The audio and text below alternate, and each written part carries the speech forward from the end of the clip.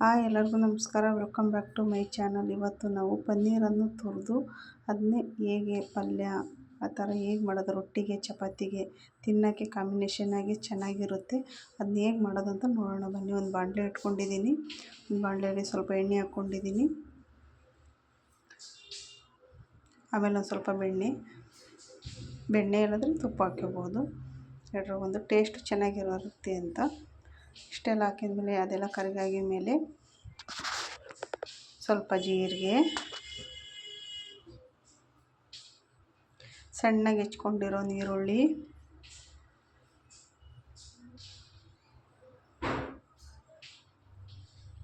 ಸಣ್ಣಗೆ ಹೆಚ್ಕೊಂಡಿರೋ ಹಸಿಮೆಣಸಿನ್ಕಾಯಿ 1-2,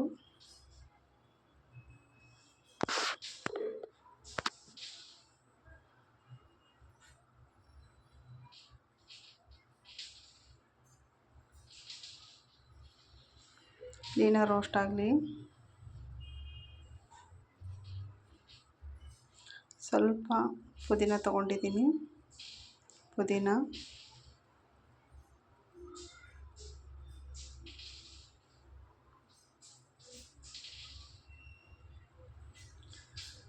ಹಸಿ ಶುಂಠಿ ಬೆಳ್ಳುಳ್ಳಿ ಪೇಸ್ಟು ಸ್ವಲ್ಪ 1 ಚಮಚದಷ್ಟು,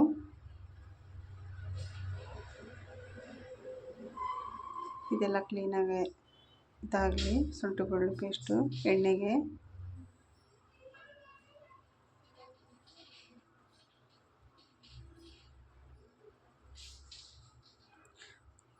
ಸಣ್ಣಕ್ಕೆ ಹೆಚ್ಕೊಂಡಿರೋ ಟೊಮೊಟೊ ಹಣ್ಣು ಸಣ್ಣವೆರಡು,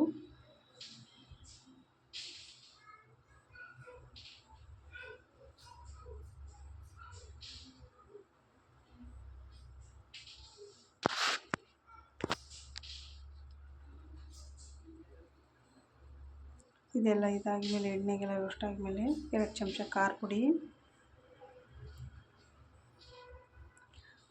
ಧನಿಯಾ ಪುಡಿ,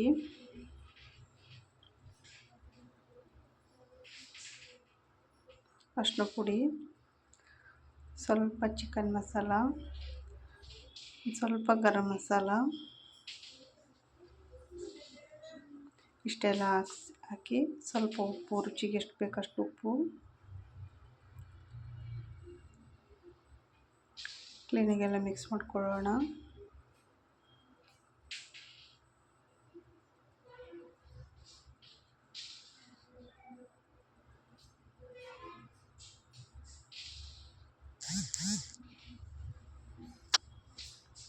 ಮಿಕ್ಸ್ ಮಾಡ್ಕೊಂಡಾಗಿದ ಮೇಲೆ ಸ್ವಲ್ಪ ನೀರು ಹಾಕೊಳ್ಳೋಣ.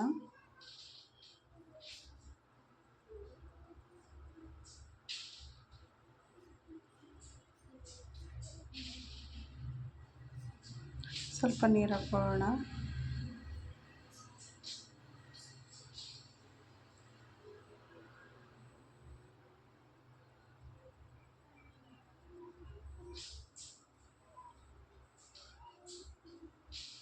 ಇದೆಲ್ಲ ಒಂದು ಸ್ವಲ್ಪ ಎಣ್ಣೆ ಬಿಡೋ ಮಟ್ಟ ಕುದ್ದಾದ ಮೇಲೆ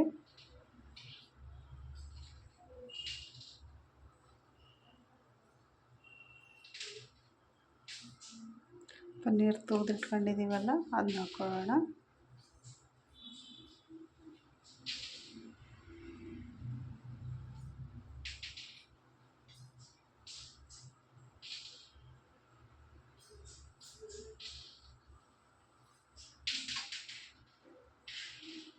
ಎಲ್ಲ ಮಿಕ್ಸ್ ಮಾಡಿಕೊಂಡು ಕ್ಲೀನಾಗಿ ಒಂದು ನಿಮಿಷ ಬೇಯಿಸ್ಕೋಬೇಕು.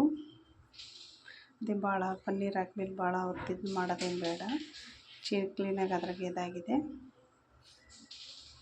ನೋಡಿರಿ, ರೆಡಿ ಆಯಿತು ಪನ್ನೀರ್ ಪಲ್ಯ ಹೊಸ ರೀತಿ.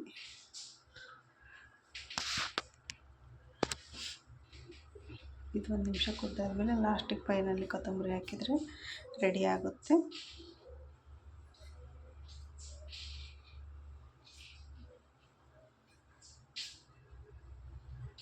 ಇದನ್ನ ರೊಟ್ಟಿಗೆ ಚಪಾತಿಗೆ ಅನ್ನಕ್ಕೂ ಸಹ ತಿನ್ಬೋದು. ಭಾಳ ರುಚಿಯಾಗಿರುತ್ತೆ, ಟೇಸ್ಟಿಯಾಗಿ ಇರುತ್ತೆ.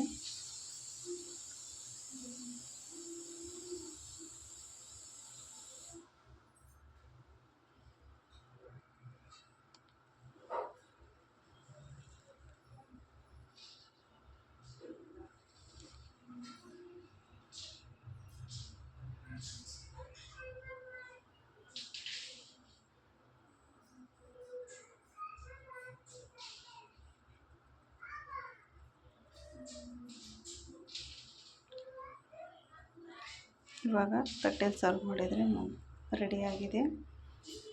ರೊಟ್ಟಿ, ಚಪಾತಿ, ಪರೋಟ ಆ ಥರ ಎಲ್ಲ ಮಾಡಿ ಕಾಂಬಿನೇಷನ್ ಚೆನ್ನಾಗಿರುತ್ತೆ.